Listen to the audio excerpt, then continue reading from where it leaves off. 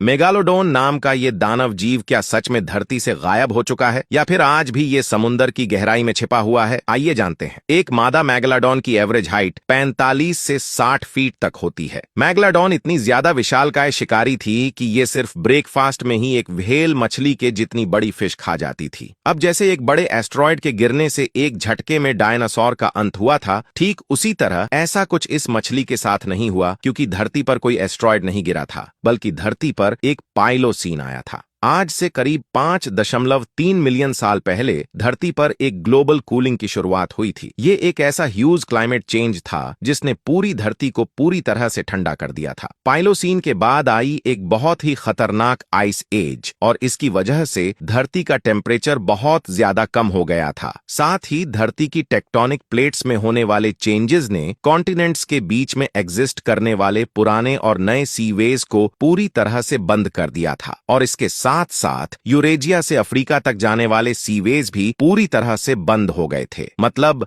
अब हजारों साल पहले से मौजूद समुद्र के सारे रास्ते बंद हो चुके थे। अब इस वजह से इस बड़ी साइज वाली मैगलाडोन को काफी ज्यादा परेशानी आने लगी थी। साथ ही ये गर्म पानी में रहने वाली शार्क्स थी, जिस वजह से ज्यादा ठंडे पानी में सरवाइव नहीं कर पाती थी। लेकिन धरती का टेम्परेचर बहुत ज्यादा कम हो गया था, जिस वजह से ये बहुत ज्यादा ठंडे पानी में नहीं जा सकती थी। लेकिन ये जिन मछलियों को खाकर जिंदा रहती थीं, वो अपनी जान बचाने के लिए ठंडे पानी में चली गई। अब मैगलाडोन इतनी बड़ी थी कि इसको रोज 2500 पाउंड खाना चाहिए था। मतलब जिंदा रहने के लिए इसे कैसे भी 2 बड़ी गाय के बराबर मीट की जरूरत होती ही थी। लेकिन समुद्र की जितनी भी मछलियां थीं, वो ठंडे पानी वाले इलाकों में जा रही थीं, जिस वजह से मैगलाडोन का पूरा फूड चेन का इकोसिस्टम डिस्टर्ब हो गया था। इसके साथ ही इनके सर पर एक और मुसीबत आ गई थी, और वो थी ग्रेट व्हाइट शार्क, जो साइज में इनसे छोटी होती थी। लेकिन इनका यही छोटा साइज मेगलाडन के लिए एक बड़ा खतरा बन गया, क्योंकि व्हाइट शार्क्स को सरवाइव करने के लिए कम फूड चाहिए था। ये छोटी से छोटी जगह में तैर सकती थी और फुर्ती के साथ शिकार भी कर सकती थी। अपना साइज 2 बड़ी बड़ी बसों के बराबर होने की वजह से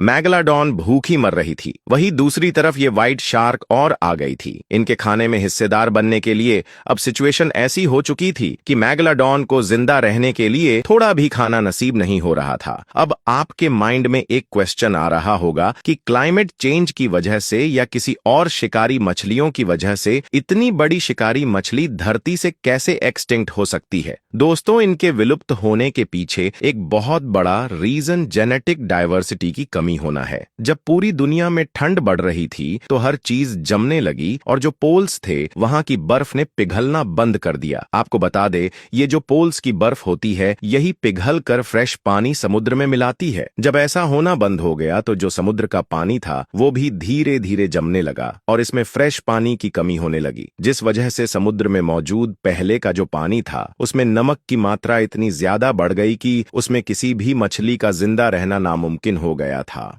ऐसा नहीं है ये सारी चीजें होने में 1 से 2 महीने लगे हो। इसको होने में करीबन 400 से 600 साल का समय लगा था। जब पाइलोसीन खत्म हो गया था, आइस एज खत्म हो गया था, तो धरती का टेम्परेचर फिर से धीरे धीरे नॉर्मल होने लगा था। इसमें हजारों साल लग गए थे। इस बीच समुद्र में फूड चेन का एक नया इकोसिस्टम बना। समुद्र के पाइलों के नमक का लेवल भी धीरे धीरे कम होने लगा। बहुत सारी नई नई मछलियों और समुद्री जीव की प्रजाति का जन्म हुआ। इस पूरे प्रोसेस को करीब 1500 साल का समय लग गया था। लेकिन इन 1500 सालों में मैगलाडोन का अस्तित्व पूरी तरह से इस धरती से खत्म हो चुका था, क्योंकि न ही इनके पास रहने के लिए साफ पानी था, न ही इनके हिसाब से पानी का टेम्परेचर, और तो और न ही इनके पास जिंदा रहने के लिए खाना बचा था। साथ ही इनकी बॉडी की बायोडाइवर्सिटी इस तरह की थी, हर एनवायरनमेंट में खुद को ढाल नहीं सकती थी, और कुछ इस तरह ये धरती से गायब हो गई। ऐसी ही और भी वीडियोस देखने के लिए वीडियो को लाइक और चैनल को सब्सक्राइब करना बिल्कुल मत भूलें। धन्यवाद।